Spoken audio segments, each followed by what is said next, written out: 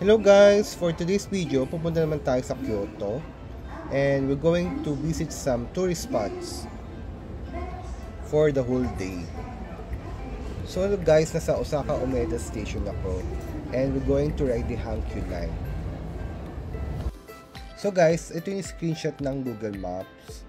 So ito yung magiging rota natin. So from Osaka Umeda Station, sasakay tayo going to Katsura Station. So mga 6 stops siya pag semi-limited express yung nasakyan mo.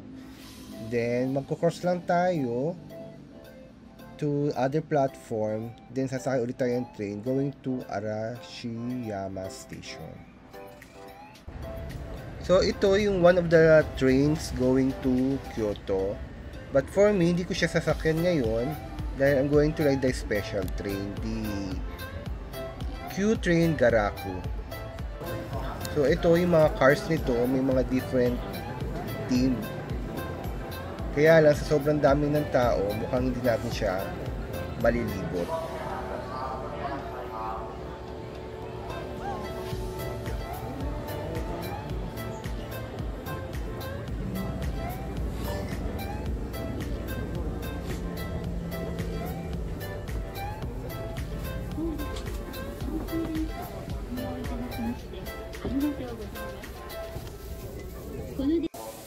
So guys, nasa Katsura Station na tayo. Mga 30 minutes lang yung inabot ng travel. Then, lilipat lang tayo sa platform 1 para sumakay ng local train papunta naman Arashiyama. Hankyu Line din yun. So, ayun. Yan si Garaku. Special train. So, after 8 minutes guys from Katsura Station, nakarating na ako ng Arashiyama Station. Paglabas mo pa lang ng station, ma-amaze ka na sa colors ng autumn dito. Kakaiba talaga. Saka matitingkad yung kulay nila. So, ito yung mga pictures. Kaya nakalimutan ko rin mag-take ng video dahil amaze na amaze talaga ako.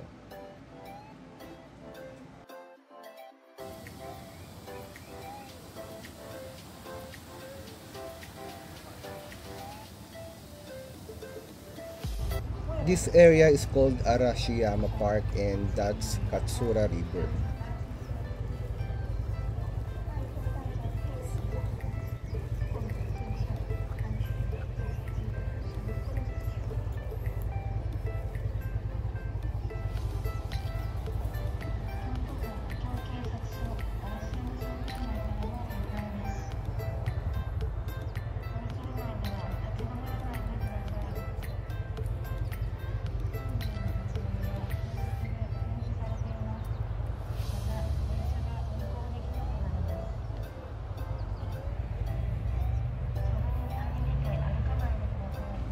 The mountain in front of us is called Mount Arashi. So guys, the best time to go here is around mid-November to December because yun yung peak ng fall foliage.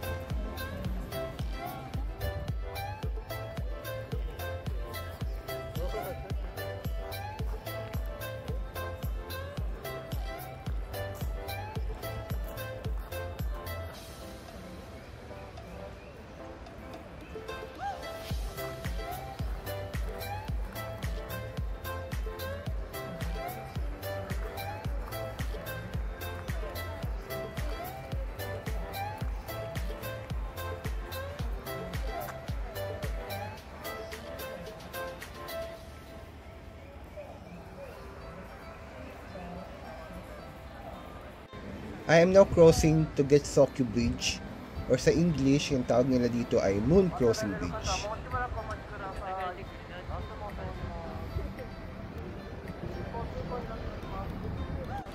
May rikso din dito, so dadalhin nila kayo sa mga popular area dito sa Arashiyama such as Bamboo Forest.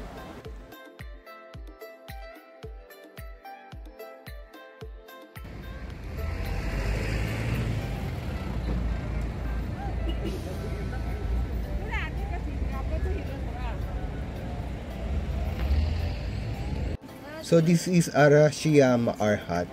Yung mga statues dito, 500 raw to ng mga disciple ni Buddha. Daanan nyo to kung papunta na kayo ng Tenryuji Temple. Nasa Tenryoji na ako and they have beautiful Zen garden. Tawag nila dito ay Sujenpan.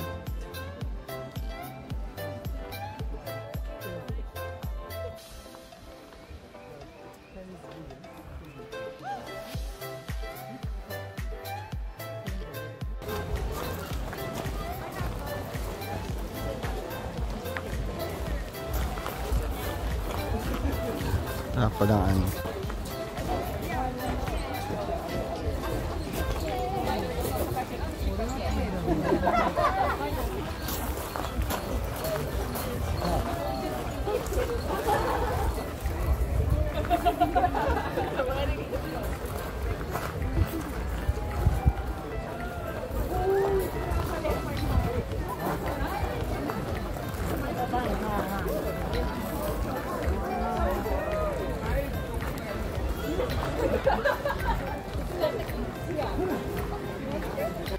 Nasa Bamboo Grove na ako. So may access siya from Tenryoji Temple. So maganda rin pala yung naging rota ko dito.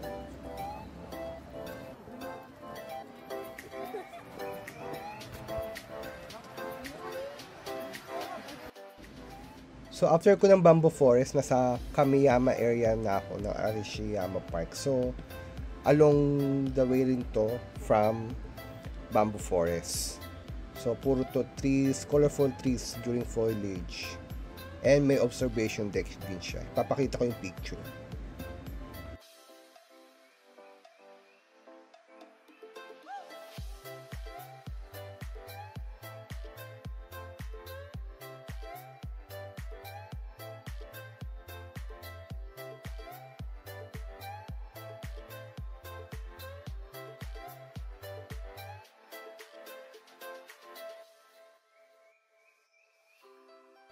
Grabe talaga yung sunlight dito sa Japan during autumn.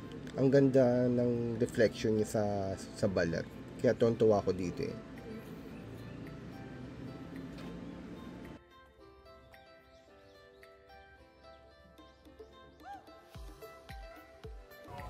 So guys, nandito na ako sa pinaka main road ng Arashiyama. So dito yung area na maraming turista. Dahil nandito lahat yung mga almost lahat ng stations going to Arashiyama from different areas. Thank you.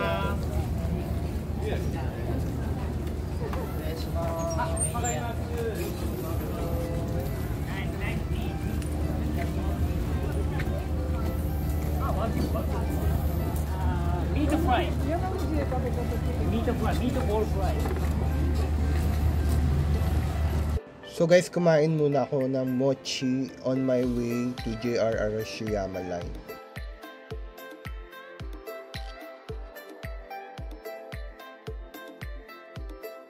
So this is the JR Arashiyama station.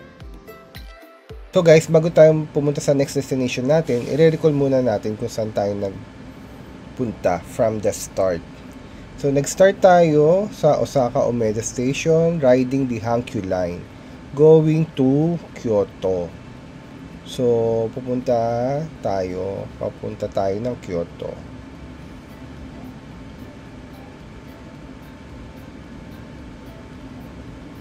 Ayan. So, from Umeda Station, nag-transfer tayo sa Katsura Station. Kasi, yung sinakyan natin kanina is dediretso na ng Kyoto. Ito is the Hankyu Arashiyama line. Ito yung isa is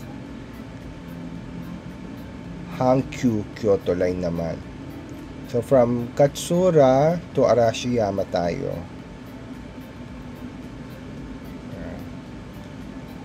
From Arashiyama, pumunta tayo dito sa area na to, Arashiyama Park, Naka-Nushima area. Then we cross to get Sokyu Bridge. Then dito sa area na to, nandito yung mga rikso, yung mga kung gusto niyo mag-rikso, nandito sila nakapila. Then diretso dahil pupunta tayo sa Tenryoji Temple. So diniretso ko ito from here. Ayan.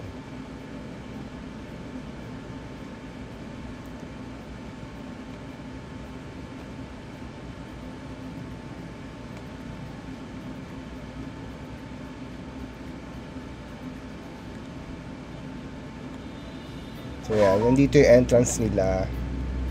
Then pumunta tayo sa Sojen Pond. Ito yung magandang Zen Garden. Ayan, diniretso ko lang to. Tapos dito na ako nag-exit sa area na to papuntang Bamboo Forest.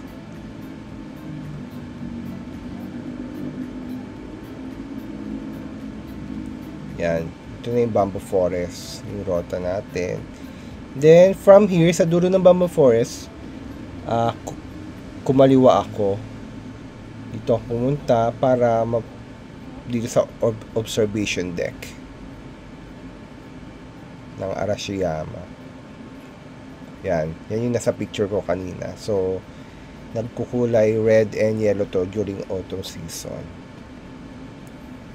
Then, from observation deck, so naglakad ako papuntang Toroko Arashiyama Station. Then, pumunta na ako pabalik ng area na to, kung saan nandito ngayon mga bilihan ng pasalubong and mga station. Yung JR station naman is nandito pa siya. So, may signage naman dito na susundan nyo. So, dito ako pumasok papuntang JR station. Ayan. So, from JR station ng Arashiyama, nagpunta na ako ng Kyoto station para mag-transfer sa next line natin. So, sa Gano line yon. Then, pupunta tayo ng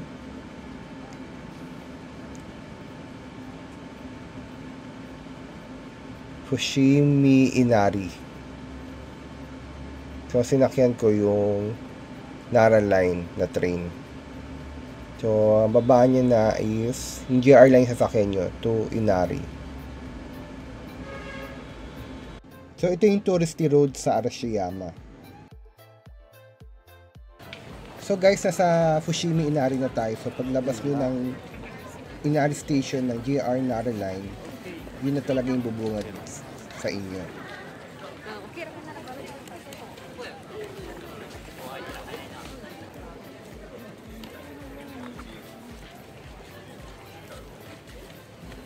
Mahaba-haba din palang lakaran to from the entrance or dun sa bungad papuntang Torii Gates. Buti na lang maganda yung weather, malamig, kaya hindi ka malapagod maglakad at magpapawisan kahit tirik yung araw. Mga 2:30 PM na pala. So, medyo nagmamadali na rin ako dito dahil pag autumn season, mabilis magdilim sa Japan. So, mga bandang 4:30 ganyan, nagdidilim na. Kaya if ganitong season kayo pupunta, mga autumn season, winter season, so dapat agahan nyo yung itinerary nyo para masulit nyo yung araw. Kasi pag ganito nga, madaling magdilim o maaga silang magdilim dito pag ganong season.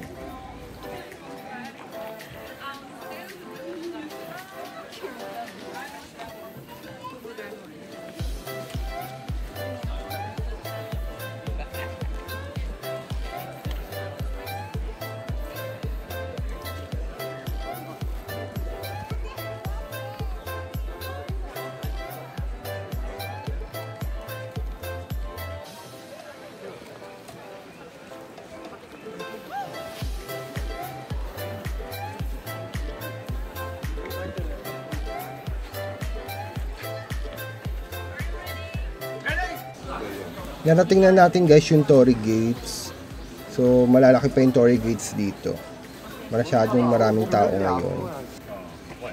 So after ng malaking Torii Gates na split yung path sa dalawa, yung isa papunta saka yung isa yung pabalik. So ito ko, nasa papunta ako ngayon.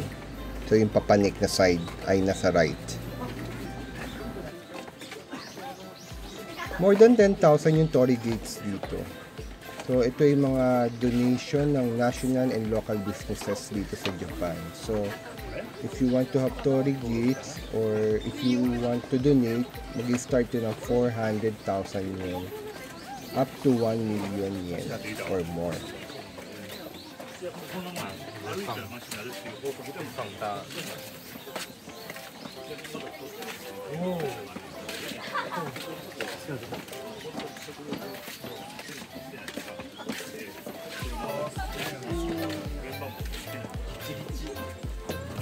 So yung mga nakaukit dyan sa gilid ng torii gates ay mga pangalan ng donors. Sabi, kung gusto mo akitin yung summit, maglalaan ka ng 1 to 1.5 hours. So, 2 to 3 hours mga balikan.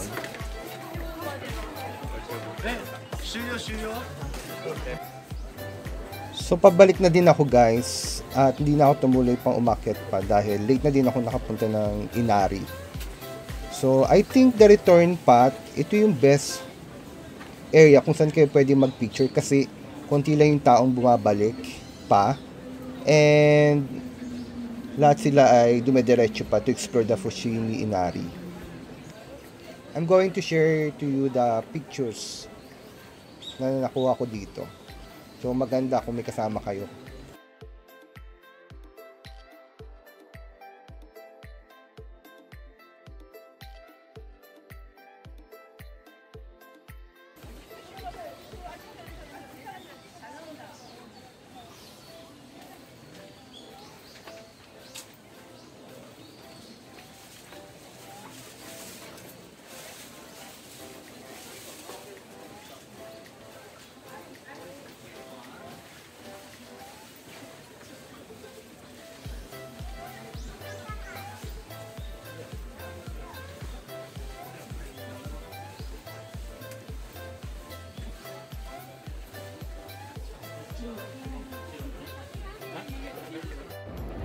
Guys, nasa Kyoto Station na ako. So, explore lang natin to sandali. Kasi napakalaki ng station na to.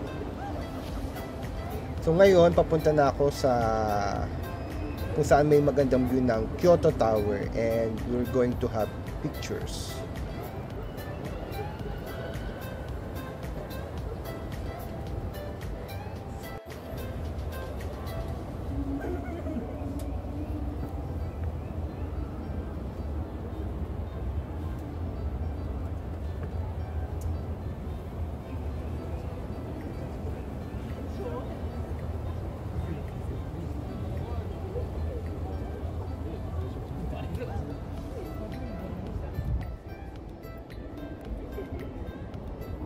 Station.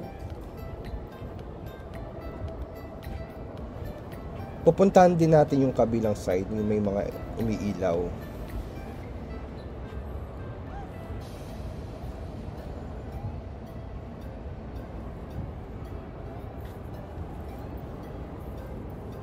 So ito yung spot na maganda kung saan ka pwede magkaroon ng picture with Kyoto Tower. So I'm going to share some of my pictures after nitong video.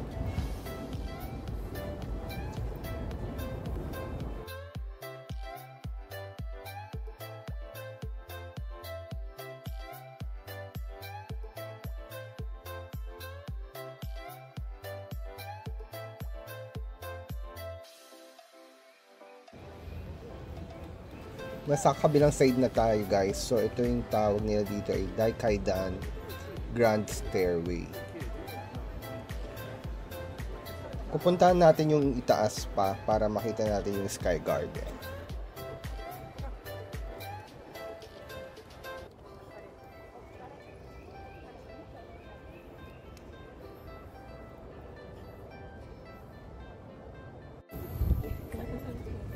Kyoto Sky Garden.